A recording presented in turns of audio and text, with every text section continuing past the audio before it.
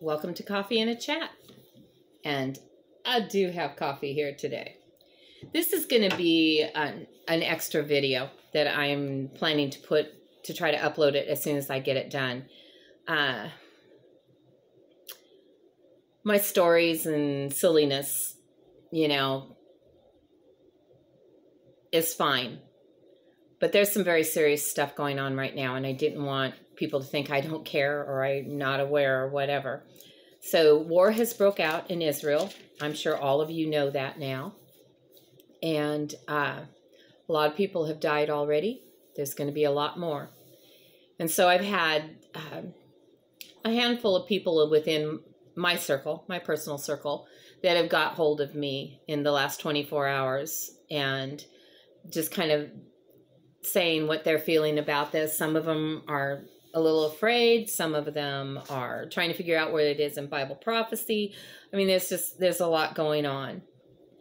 And so I've been trying to follow it. I found some people that are on the ground in Israel, just regular people that are filming some things and sending reports out, and and on YouTube. And there were two brothers there that I think they're in Jerusalem. They were doing a documentary, and they were supposed to fly home the day after this war broke out. And of course, they didn't know war was going to break out. The war broke out, and of course, they can't leave now. So they're stranded there. And so they just took their cameras and their equipment and everything and went back to the streets, and they've been trying to send updates, pretty close to real time. And so I've watched some of their stuff because they're not, it's not political or anything. They're just kind of showing you what's going on. And anyway, I've been talking to the Lord about this because I'm like, I want to acknowledge this. I want to say something, but, I'm not the person, you haven't given me something, to explain Bible prophecy, you haven't, given me some word or anything. And, and I was like thinking about times when, especially when my kids were younger as a mom, that there were times when different things happened with them being ill, or, or we were homeless, or there was no food for dinner, whatever. But different things that happened in life. And there's been a couple of times when I've had a child almost die, come very, very close, and totally out of control. Nothing I could do about it.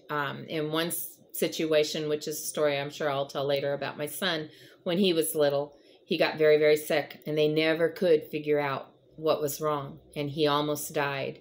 And, and in that moment, everything was out of my control. Even the doctors were like, we don't know what's going on. There was just so much. And it's like, I just needed some hope. And God always gives me hope. And so I told the Lord, I think what we need is some hope. We need to, know that even when things are bad, when it's out of control, that there is hope. And so I opened my Bible, and it came to Luke 8 and verses 22 to 25. I want to read those to you because I thought, yeah. So on one day, Jesus said to his disciples, let's go over to the other side of the lake. So they got into a boat and set out. As they sailed, Jesus, fell asleep. A squall came down on the lake so that the boat was being swamped, and they were in great danger. The disciples went and woke him, saying, Master, Master, we're going to drown. He got up and rebuked the wind and the raging waters. The storm subsided, and all was calm. Where is your faith? He asked his disciples. In fear and amazement, they asked one another, who is this? He commands even the winds and the water, and they obey him. When things are out of control, and I've been in some situations, especially when I used to fly all the time.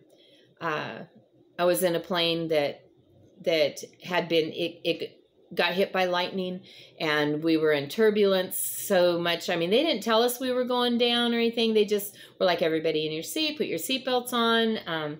We're going to try to get out of this as soon as we can. Ask the stewards and stewardesses to make sure that the overheads were secure, because we were in danger of flying debris, and you could just hear people all over that plane praying. And, and then eventually they were able to get us, I think we went up above where the storm was, and then it was calm and everything was good and it went fine. And that kind of thing happened a little more often than I wished. But in those moments, here I am way up in the air in this hunk of metal. I ain't got no control over it. And honestly, I'm not sure that the pilot does either, and we were at the mercy of the storm. And it's kind of like, these disciples were at the mercy of the storm. And I'm sure they're like, here that, we're taking on water, we're going down, the wind is just a howling, and Jesus is asleep. And I think, well, of course he was asleep, because he knew everything was okay, was going to be okay.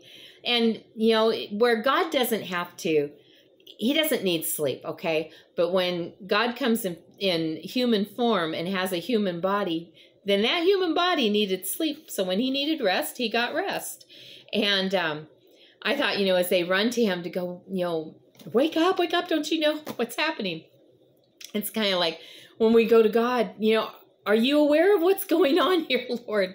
And, when we start praying, and then, Jesus, it sounds like he's very calm, gets up and is like, wind, settle down. Water, enough already. And everything goes back to a calm. And everything's fine. And then he's like, now what were you worried about? Where was your faith? Didn't you know I had this? Well, I don't know that this war is going to stop all of a sudden like that. It'll probably go on for a while. And sometimes the storm rages on. But here's the hope. And why I love this story being what I opened up to. We don't have control over this. We don't know what the outcome's going to be. We don't know what's really going on. Israel's been at war before, and there's unrest in the Middle East all the time. So that's not anything new. But yet, because of prophecies, this might be different. But no matter what we face, so here, if you're not a follower of Christ, the most important thing that you can do is think about why you're not a follower of Christ. Why haven't you given your life to him? What's holding you back? Because he's the only hope I can offer you guys, okay? I'm not going to offer our government as a hope. I'm not going to offer, the soldiers as a hope. If it was that easy, there wouldn't be war. The only hope I know is the Lord Jesus Christ. Those of you that are followers of Jesus, pray. Pray like this is your own family, because it is. Whatever they're going through, it could be us next. So we need to be praying. We need to be praying for safety. We need to be praying for strength. We need to be praying for provision. I mean, however the Lord moves you, take it to the Lord.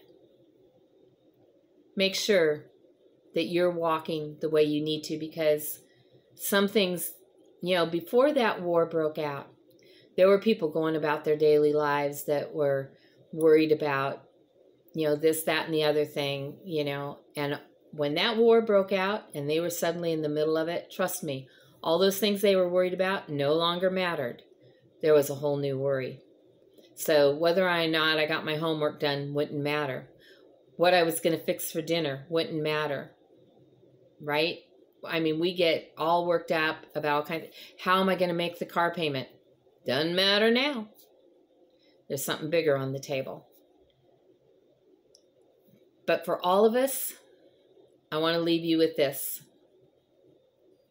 Remember who's in the boat with us. We're not in the boat alone.